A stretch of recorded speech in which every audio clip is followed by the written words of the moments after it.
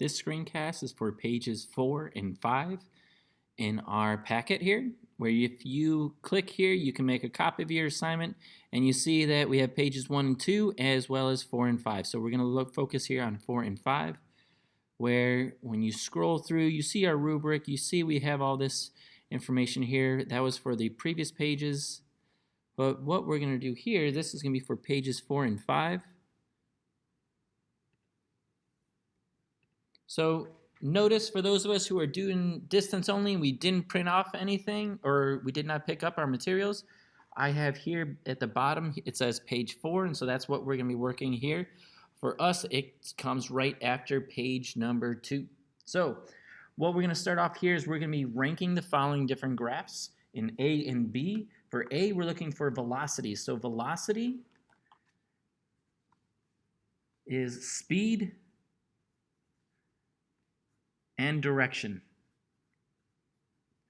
So when we're talking about velocity, we're talking about speed and direction. Now, speed, that's how fast something is, but velocity is talking about how fast and in what direction. So when we're talking about this average velocity, we can see that both A and B, they are both moving at the same speed. They're at 25 meters for the entire time. This one's at 5 meters for the entire time. So we know A is going to have the same velocity as B. For graph C, it goes up 10 meters in 10 seconds. So we know that this has a velocity of 1 meter per second. So we know that's a positive 1. We know that this graph E has the most negative because it's the only one going down. So this has the most negative velocity here. And we can also get to graph number F, where we can also find its average velocity. If I just connect these endpoints, velocity talks about this displacement versus time, where I started at point 0, I end at point 5.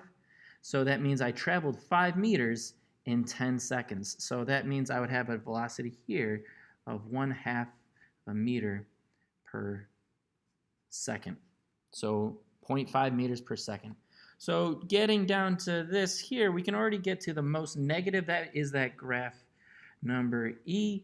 And you're going to need to also figure out which one had the most positive, where are the ones that were equal in there, and then getting to the most negative. Getting for the average speed, now this is just the absolute value. So here, this has a positive 1 meter per second. This one has a negative, but for the speed, we're talking about an absolute value. So this goes 15 meters backwards in 10 seconds. So this has a 1.5 meter per second speed, but a velocity, it's a negative 1.5 meters per second. So the velocity has a directionality to it. So that negative just tells us which way is it going. And the speed, that just tells us the overall how fast it's going. As we continue, looking at page 5, we have this graph here on the left, and we're asked to determine the average velocity. So we're going to get the change in position with respect to time. This is the displacement. This is how far this object has moved from its original starting position. So it starts at 10, it goes to 60.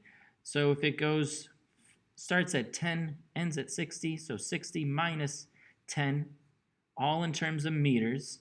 And we're going to do it in the course of the time going from point 0 to point 6. So 6 minus 0, all in terms of seconds. We're then going to have 50 over 6 meters per second. Now this can be reduced using a calculator here. 50 divided by 6. I'm going to get an 8.33. So 8.33 meters per second. So that's the average velocity. And I make it clear what my solution is. 8.33 meters per second. I box the answer to make it clear what is the answer. Now we're going to write a mathematical expression. So this is the expression that we're going to have to describe the motion. That its position depends on its velocity over time plus where it started. So we know it starts at 10. We know it's moving at 8.33 meters per second. So then for this, we're going to be able to get to our x is going to be 8.33 meters per second times time plus the initial position of 10 meters. As we get down to here, to describe the motion of the object, we need to see that, well, this is now a velocity versus time. So we have this object going forward in the positive direction, 4 meters per second for 2 seconds, and then it's going backwards, -3 meters per second for only 1 second. So you got to actually describe the motion over here. And I need you to describe that. I'm not going to write that out here. Now, when we're getting a corresponding velocity versus time graph, you're also going to need to give me an x versus t. So I want you to show me this corresponding velocity or position versus time graph to represent for this velocity versus time graph. So as we continue, I'm now going to find how far the object is. So there's 2 ways that we can figure out how far an object moves, and this is all going with respect to this graph up here. So the 2 ways are using this x equal to v times t, or the x is equal to the area of the velocity versus time. So to find the first way, x is equal to v times t. So the v was going at 4 meters per second in that time frame, and we're going to multiply by 1 second because it's talking about going from 1 to 2. So we're going to multiply for 1 second. So we have that it went 4 meters. You see the units cancel out here, seconds cancel out seconds, giving us that the x is 4 meters. I make it clear that this is my answer. Now, and also we can do this in terms of the area, where in this area, that's this point here,